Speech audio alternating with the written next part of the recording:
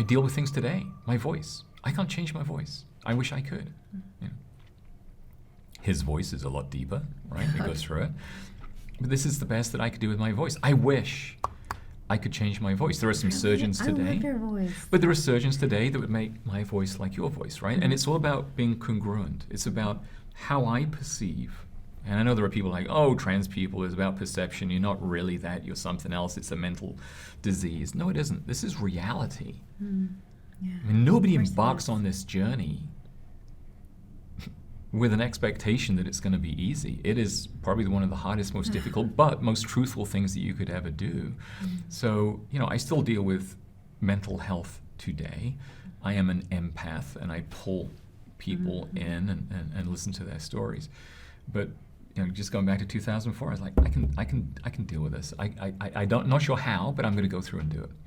And I found a good friend, co-worker Karen, that I confided in, came out to her, and she supported me.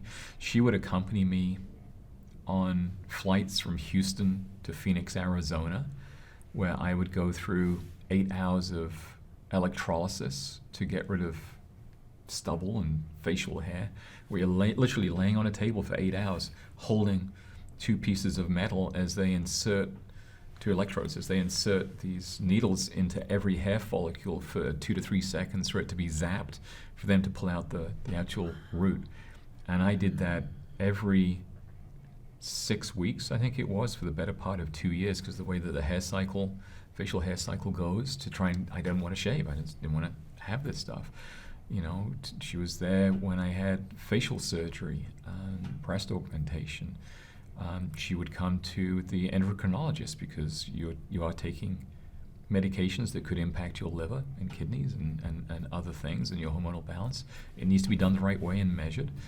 And then when I had my final surgery, my good friend Michael came in to make sure that I got to the hospital from Houston, and then left. And then I spent 10 days in hospital by myself.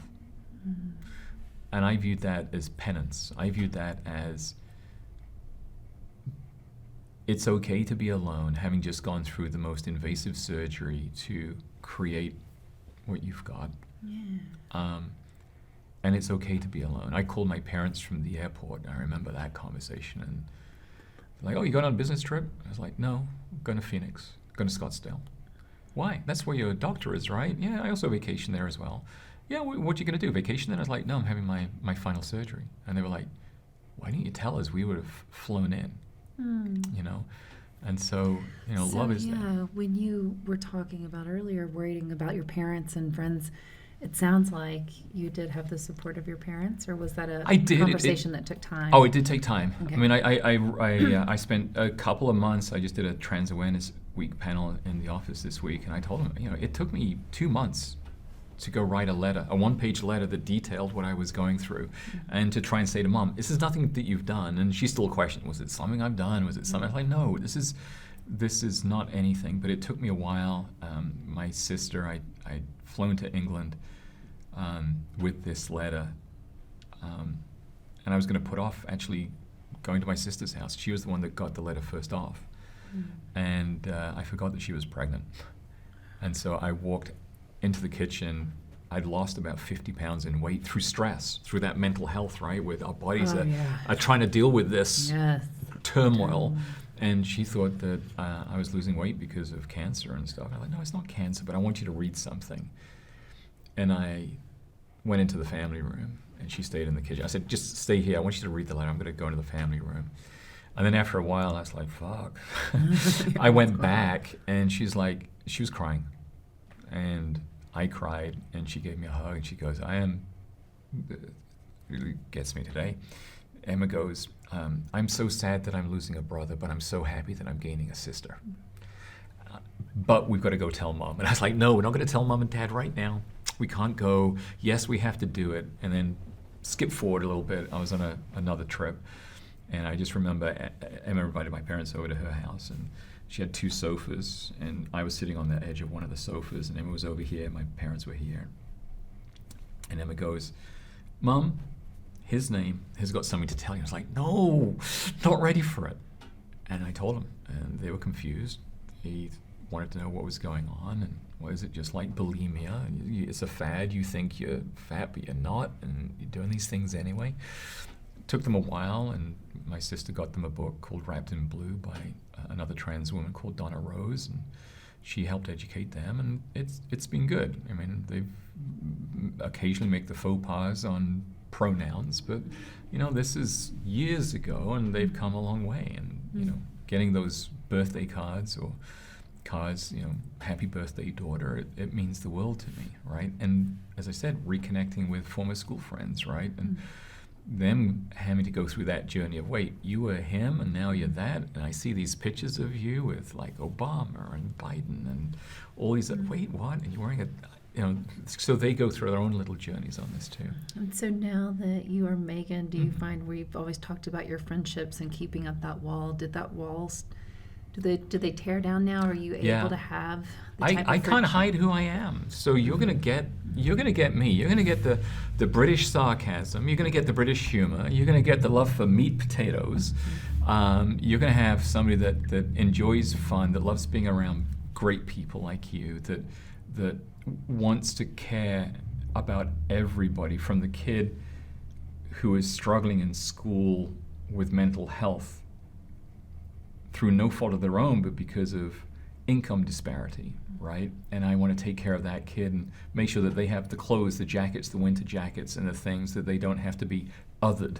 Oh, look, is that right? All the way through to the adult that is dealing with mental health issues and struggling with suicide and depression, or dealing with alcoholism or anything else, right? And that takes a lot on toll of people like you and I that are empaths, because we're absorbing all of these narratives, and we have to have our ability to release, whether it's working out like you do, or me grabbing a pillow at home and just crying sometimes. And I do that too. Yeah, okay. Well, we do that. But I've also had, this extends not just to people we walk through this journey of life with as friends, but also co-workers, right? I mean, the greatest gift that I was given this year was from a member of my team who is ex-military, who got blown up at war and turned to alcohol to deal with that. And he gave me his 10-year anniversary coin and said, I just want to say thank you, because you've recognized me, you've given me space, you've helped me, and you're a great leader and all this stuff, and I want you to have it. It's like, dude, that is special. That is yours. You keep that. That is not for me. It's like, no, you've given me the grace, you've given me the space, you've given me the opportunity, and I want you to have it. So those things are awesome when you know that you're changing somebody for the better. And that's what I go back to saying, everybody's dealing with something, so the work that you're doing is just so key and important to help. Well, the work you're doing is just same. I hear what you're saying, and being able to be who you are, and I'm just thank you for still being here. Yeah. And for making that hard decision, like that no one understands. But you made this incredibly hard, powerful decision to say, I'm going to stay here, and I'm going to do this, and I'm going to help others. Yeah, and I think if we could give that, people who use the word courage, right? It's not courage or being brave. If we could give the opportunity to break down the stigma and just say, it's okay to talk about it. Being vulnerable, I think, is the biggest gift of space and acceptance that we can give somebody, is for them to be vulnerable without judgment, right? What's the book? The Four Agreements, Juan Miguel Ruiz, right? I love that book, and I did read it during transition and his follow-up book. But, our job, hopefully, is not to judge anybody, to realize that everybody's walking through this cesspit of stuff, but to give them the grace and the opportunity to be vulnerable, to then say, it's okay. Or, as you come out of it recognizing people and saying, well, how can I help you today? What can I do for you right now? And, we are human, and we're raised in society where there is so much judgment. So to give yourself grace if you are having a moment where you might be judging what somebody's wearing, whatever, whatever it is, you're human. What I have found is, like, anytime I have a thought that's just not serving me, I don't judge that. I used to. I used to beat myself up. I had this inner critic that was fierce. And now anytime it's just I have a thought that's not serving me, or I'll tell the kids, especially because they're the ones I hear it most from, they're in that time when, oh, this about this person or that. And I said, love, not judge. And that's all you have to say to you. That's all you have to say to yourself. It's what you can say to yourself, but I wish the world and others in society would also walk by that too, right? Because they don't, right? Yeah. We, going through the midterms and other things we've just gone through here in the States, it is vicious. Yeah. It is awful. It is awful what some people are trying to do in the name of their slice of belief of Christianity against trans kids, against LGBT kids. The way that they want to impose their beliefs on others, it hurts, right? And I still I do judge myself, even though when Miguel Louise says you shouldn't, but you can only judge yourself, right? I still judge. I judge my voice. I judge my size. I judge how I enter a room. And as a software executive today, I know that I may be meeting with a business partner for the first time who has an expectation of you and sees the reality of me. And I call it the danger, Will Robinson moment, where like the brain's going, danger, Will Robinson, when they meet me. And it's okay. I'll give them the space to go, okay, this is still a human being. They know there's stuff about technology and e-commerce and all these other things. But I then give them space to be able to ask the questions that they have always wanted to ask but feared. And so creating that space again to be vulnerable, even for those that are judging, allowing them to be vulnerable to ask the questions. And I still believe that there is a mind that can be swayed into understanding the differences and the challenges that we're going through, whether it's a service member with PTSD, whether it's somebody with, other mental health crises around their identity, or bulimia, or stress, or home, or violence, and all these other things. We've just got to give each other some space. Yeah. There's space to be able to talk about it and have these conversations. And I'm sure that once people get to know you, have you ever had anybody that has come across to you where you feel like there might be a difference of opinions, but yet once you give them space and tell them who you are, is there more? Do you find that there's more acceptance towards the end of the conversation? There are some. It depends where they're coming from, right? It depends on their inherent belief based off of a book written by a man 250 years after somebody is meant to have existed, right? And they're parsing little bits of verses in Bible, and they will not be swayed. They're on a mission. But the vast majority of people, yes. Yeah. The vast majority of people do want to understand, and they walk away. And I've done that since transition, both in my companies that I've worked at and at events that I've spoken at. And I've had so much. I'm going to use the word lingering follow-up, meaning somebody will tell me, "Wow, thank you. I learned a lot in the moment." But even this week, I got a message on LinkedIn from a former coworker from years ago saying, "I still remember the day when we chatted and you explained and you were careful and you were slow with me to help me understand. And I've cherished that to the point that I've championed other trans people inside of my workspace because of that." And those are the things that do keep you going, of knowing that you can imprint something, and there's people you've probably imprinted something on that you'll never know about because they've improved and moved on. But sometimes people do come back and say thank you, and this has been useful. Yeah, it is interesting because sometimes, when I'll say something about that I don't drink anymore, and I remember one time a long time ago having this conversation with this woman, And she was saying how hard it is for her to go home be with her family and things like that. And she was talking about drinking, and then she's like, what about you? And I said, well, I had to stop a few years ago. But yeah, and she's like, really? And then she just asked me some questions about it. I didn't think anything of it. I mean, zero. And then I saw her, I think 5 months later, and she said, after that conversation, I stopped drinking. You see? And I was like, wow.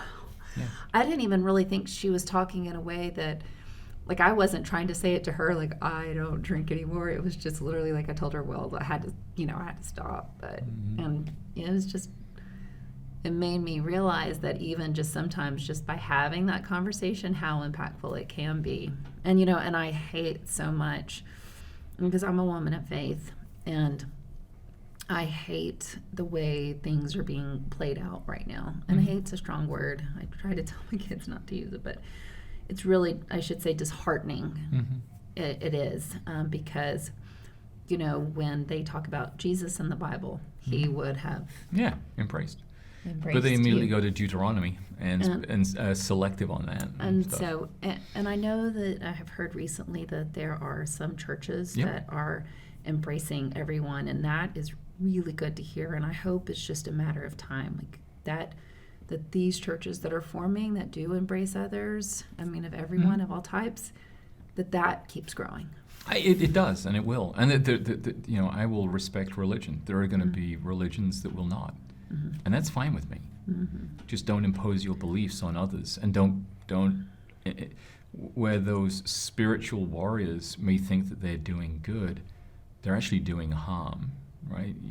You didn't want to use the word hate, but the words that they use in that spiritual warrior activity is hurting somebody and could lead to that mental anguish and stress. And what I do worry about in those faith-based families and organizations that are very heavy, probably more so on the evangelical side and stuff, is the impact it may have on any of their children who happen to be questioning, who happen to be gay, lesbian, bi, trans, whatever, and hear from the pulpit abomination and these things, and then here at home, nothing, and then they do go down that route that we don't want to talk about much, but we did, right? Yeah. And I because they feel shame. They feel shame. That's what we want to take away from people who are feeling that they don't understand what's going on inside of them. When they are just living with shame and shame and shame, that is what can take them down this path that we are trying to say, stop. Yeah, I mean, do you remember the sticks and stones will hurt my bones, but words will never hurt me? Yes, that's not true. It's exactly. Not So true. we the work that you're doing here to try and destigmatize and trying to enable these conversations to happen is so important, right? Because we never know who may be watching and listening and looking at it a week from now, a year from now, and finding faith and hope and opportunity and chance and belief and all these other things that they can be who they want to be, and that's the importance of it. Yeah, thank you for saying that.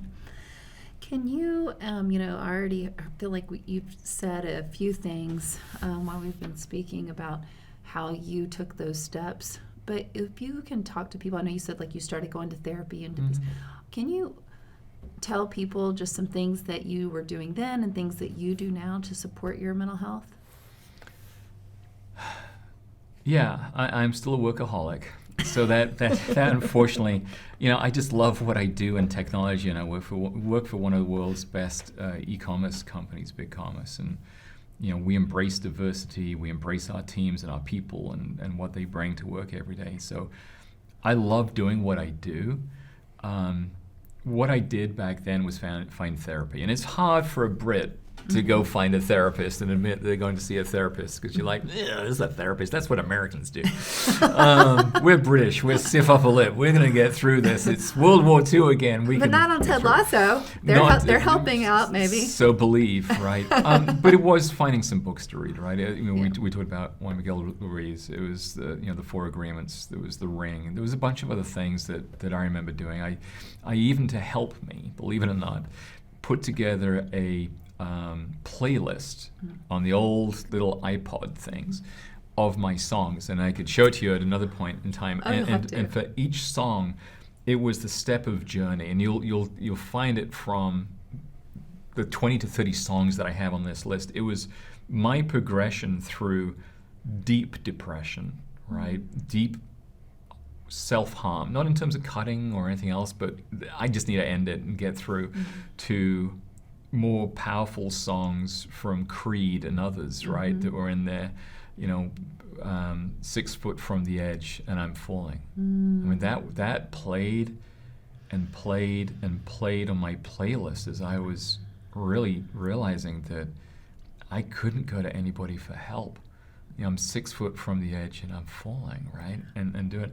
And then picking it up, and it's been a long time since I played it, so I can't remember what it is, but Trisha Yearwood and stuff like that I had towards the end, and Georgia Rain, I think it was, and some other things that just picked it back up. So I use that to help me through. I catch myself sometimes tipping into depression, all right, when I'm absorbing too much, when I'm seeing what's going on in the world and society and politics and faith and listening to people's stories. So for me, I don't drink. I'm like you. I mean, I may have a glass of wine every now and again, but I'm not my youth days. I'm getting a lot older and doing these things. But for me, it's just relaxing. And I have a 10-year-old that I adore and co-parent with my ex. I've got a wonderful partner who knows when I'll get triggered for 9/11, if there's a smoking or a smoldering electric wire, there's a smell with it that would trigger me, because that was the smell of 9/11 the day of and days after and stuff. But it's reading. I love ancestry. I love genealogy. I love helping people find all of their ancestry trails and history and documents. So I throw myself into work, and I throw myself into ancestry. I throw myself into history. I don't cook a lot. I don't drink at all, really. I just have this great outlook on life that what will be, and I'm going to control what I can and not worry about those things that I just can't control. Yeah, that's exactly right. It's what we can and can't control. Yeah. Yeah. Thank you. Thank you. This has just been wonderful. I hope so, and I hope you got something for it. I saw some tears in your eyes. I apologize for that. Don't apologize. No, I mean, there were tears of, at some point, a couple of times I felt sad about the way you're feeling. Of course, that's the impact in me. But also just so much gratitude, for you and being here. Like, I'm just happy again. It's equal. I've got gratitude for you and our relationship that we started thanks to Whirly and stuff. Yeah, and things. But absolutely. Thank you. I want to thank Meghan Stabler again for joining us here at Speak as One. And as always, please like, subscribe, and share with your friends. And we'll see you next week.